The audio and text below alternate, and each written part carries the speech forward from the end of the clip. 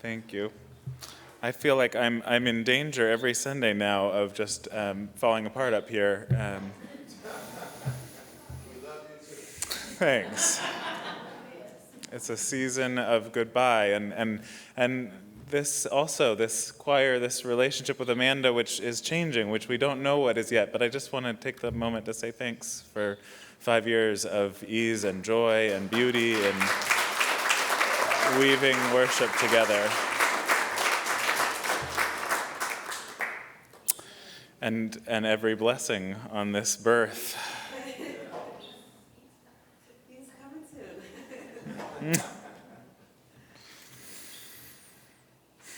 When I preached a couple weeks ago over with the good folks in Berkeley and Kensington on the Sunday that they would vote to call me, I was struck that the question of the day and the question that we'd been asking each other through that candidating week, that question you'll be asking with another minister in a few weeks to come, is essentially, will you have me? And I think it's actually a question that all of us are asking through our whole lives. It's that question of the schoolroom cafeteria when you're looking for a place to sit. Well, can I sit here? It's the question on the school bus or the question at the playground. Will you play with me? It's the question we ask when we apply for a job or to a school. Will you have me? It's a question you might ask at a shelter when you show up to adopt a pet, looking for that sign, will you have me? Question you ask asking someone out or asking to marry. Question actually I think anybody is asking when they show up at a place like this, show up at a spiritual community, walk in those doors bravely and wonder, will these people be able to see me, acknowledge me, accept me for who I am and where I've been and where I want to go? Will they have me? It's such an important question to keep asking, because if we stop asking that question, then we begin to harden our hearts. We begin to close ourselves off from the world. But it's also a hard question to keep asking because it's a vulnerable question. Last summer in Michigan, we were in Michigan with my family. It's one of my ancestral homelands. My bio mom, Francie, her family was all from there for quite a while. The Dutch folks who had immigrated and built up their lives in Michigan. And we would pilgrimage there every few years growing up to a little town on Lake Michigan called Pentwater. And so we were there. It was Caitlin's first time getting to, see this glimpse of one of my heritages. And we were in a little town. We'd taken a night away, left Henry with the grandmas, and got off to a little tiny town called Shelby, Michigan. And we're having breakfast in a diner. Just the two of us that morning, and this moment happened that I wasn't expecting there. I knew that it might come because Caitlin had been very clear that she was going to propose to me. But I wasn't expecting it at the diner in Shelby, Michigan. And so I felt all those feelings in my stomach when she got down on a knee at the front of all these good, normal Michiganders. And I could, barely look around, and I was overwhelmed. And later she said that it was important, actually, to her that it seemed like it was a moment she needed to make a fool of herself a little bit. And she proposed with the string of her lucky tap shoes, her first pair of tap shoes, which she'd held on to this lucky string, wanting to offer me this piece of herself, this piece of heritage and history. I think the question that will you have me, it's so vulnerable because when we're truly asking it, we're not just asking, will you have me in my competent professional self, my self who knows how to be in the world and how to show a good face, but we're asking, will you have me with all that I bring with me? Will you have me with my whole inheritance? And I've been thinking about these kind of three inheritances we all come with. This inheritance of our own families. We spent a lot of time January, February talking about those family systems that we all inherit and are part of, the dilemmas and unworked out, unresolved anxieties of our families, sometimes going generations back. And the inheritance of our times and of our culture, the inheritance of this moment where we shape and practice our own lives. And then the personal inheritance, that inheritance of whether you want to call it soul or just DNA, but that essential self, that inheritance of who we are planted here to become.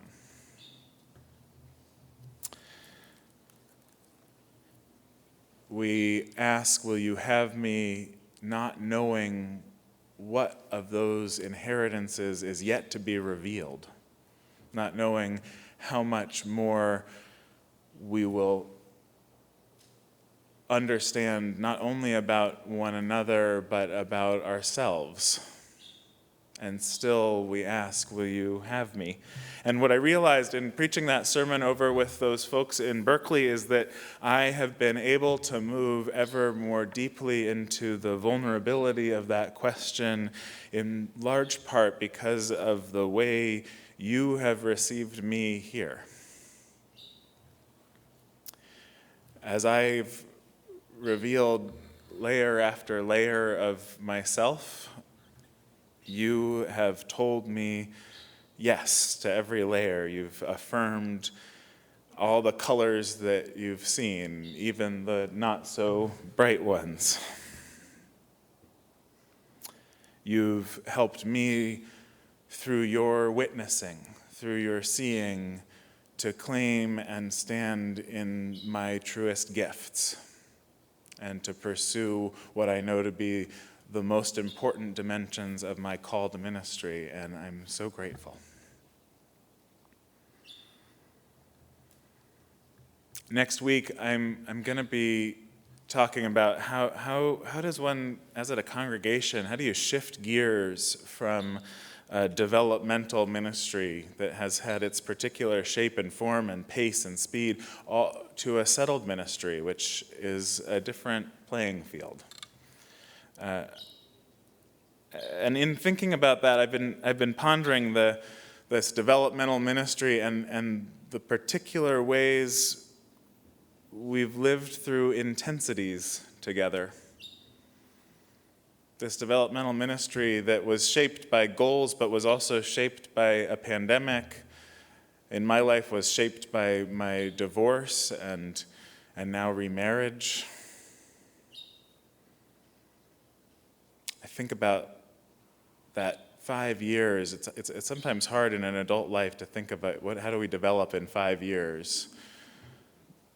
But to have watched Henry grow from a 2-year-old when I arrived to a graduating first grader who reads himself books at night and in the morning, it's been quite an amazing amount of time, really, that we've had together. And these particular intensities of life over these last 5 years have led to a kind of intimacy that is important to acknowledge and grieve the loss of as we each begin new relationships. I've been thinking about the way that even alongside the pandemic, the internet moving all of our lives towards the possibility of greater and greater transparency, right? This has been underfoot for a while with social media and the way that many people share so much more about their lives publicly. Private life has become much more part of the public conversation globally in a lot of ways than it has been. But also in these last few years, Zoom and the way that our living rooms, you were in 4 of my living rooms every Sunday morning as I moved from home to home over the course of those first year and a half of the pandemic. This transparency, in the wrong hands, has its dangers. It can be an invasion of privacy. And yet here, in this relationship with you, in your hands, I've felt it as a blessing, a place of being seen and witnessed into becoming. My teacher, capital T teacher, Rebecca Parker, who was president of our seminary when I was there, Star King, she says there's a quality of listening that is possible among a circle of human beings who, by their attentiveness to one another, create a space in which each person is able to give voice to the truth of his or her life.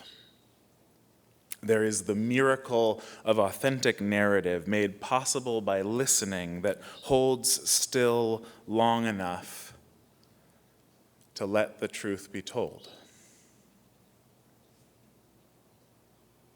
Where there is this kind of listening and speaking, a new kind of community is born, a community of life. Rebecca wrote that in response to a sermon that a classmate of hers in seminary when she was in Claremont down in Southern California, classmate Nell Morton gave about Pentecost, which is coming right up this next week in the Christian liturgical calendar. That's Pentecost, for those who don't know or remember, it's the one about the speaking in tongues and flames, and the divine spirit just comes all of a sudden into all of the people, and they all start proclaiming the good news of the Spirit in their own languages, and it's this amazing thing that they're all speaking different languages, but they can all understand each other. And often the message preached about that holiday is you are given this gift of voice by divine Spirit, this incredible power of fiery speech.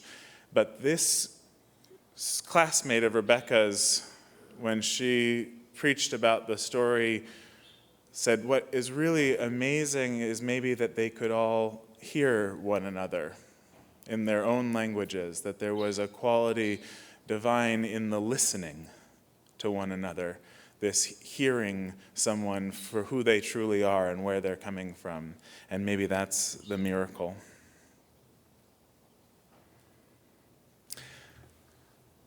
Okay, so rainbows, that's the through line here. How many colors are in a rainbow?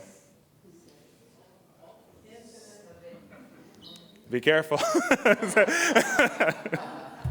Right, so we everybody here got Roy G. Biv growing up, is that right? Does anybody post Roy G. Biv, red, orange, yellow, green, blue, indigo, violet?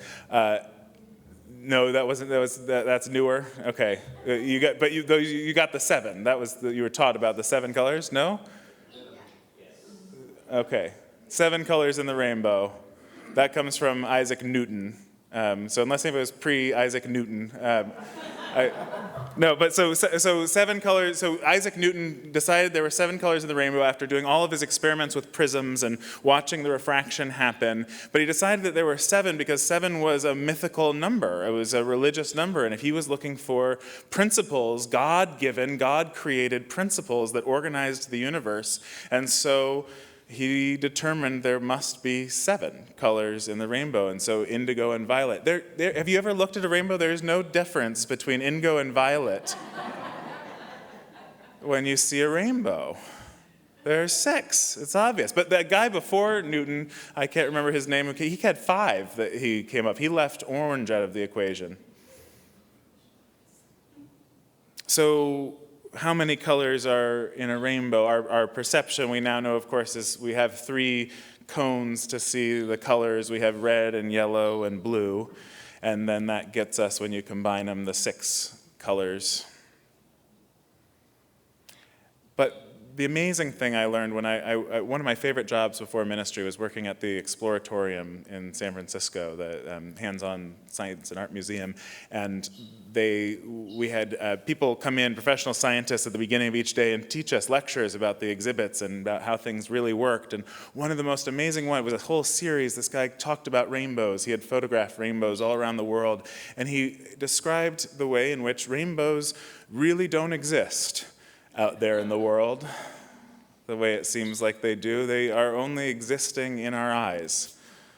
They exist because our eyes take the refraction that's happening, this double refraction where the light comes in. Forgive me if you know this already. The light comes into the water drop, right, and it gets refracted one time coming in and bent in different directions in the water itself, and then re-refracted when it's coming out again. And my science is not as good. I'm looking at Kim because I know she's anyway. So, the refraction happens differently for the different colors because the different colors of light have different wavelengths. The red one being the longest, and the violet or purple or whatever you want to call it being the shortest. And so we see in our eyes this experience of a rainbow out there.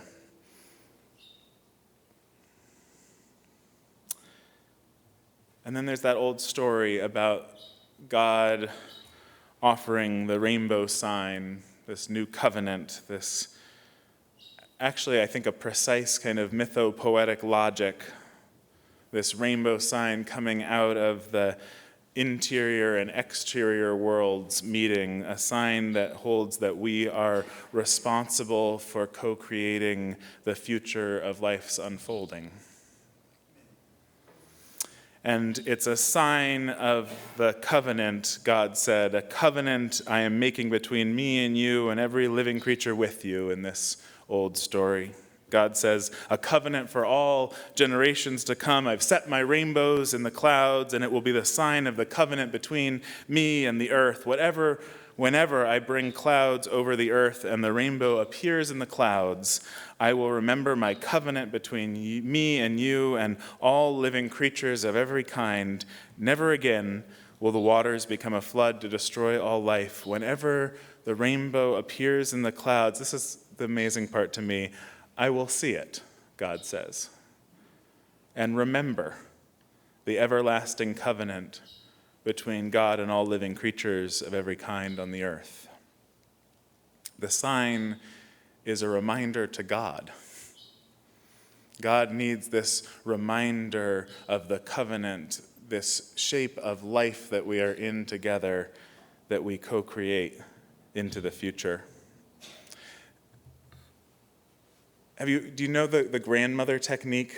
Sugata Mitra, you can listen to his TED Talk. He was an Indian educator, and he sets up just this whole world of kids learning by a computer in India with no teachers, and they're struggling to learn, and the way he finds out that they can get to the next level of learning is just to have one older kid behind them practicing the grandmother technique. Just saying, oh, very good. Show me more. I don't understand. Can you explain that? Yes, show me more. You have sat behind my shoulder and asked with interest what I'm working on. Together, we've developed. People ask me through these 5 years about developmental ministry because it's a weird term. And I felt like I had to explain early on, especially when I get the question that made it clear that they were wondering, is this do you need to be developed a little more as a minister? Is this an extended kind of internship? I had to explain, no, this is I'm here to help them develop. Yes and no is right. It turns out I was here to develop as well. Through your seeing me, through your witnessing me, I have become a much greater and more self-loving and capable minister. And I thank you from the bottom of my heart for that. And I've heard you say You know who you are, but almost all of you, about these big shoes to fill and being a hard act to follow. And I worry about that. It's one of the things that I wrestle with, because I have this sense of, I'm supposed to, as a developmental minister, set the next person up well. This is my job. And so what I want to ask you, and I'm going to keep out, you're going to hear this a few more times, what do you need to do as a congregation to make sure that your next minister, when they leave, you are saying about them, wow, that was a hard act to follow. Wow, those are some big shoes to fill.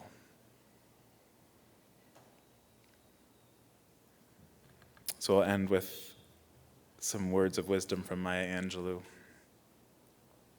She said, I've had so many rainbows in my clouds. I had a lot of clouds, but I had so many rainbows.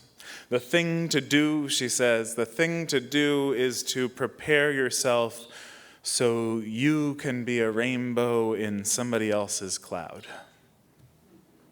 Somebody who may not look like you, may not call God the same name you call God, if they call God at all.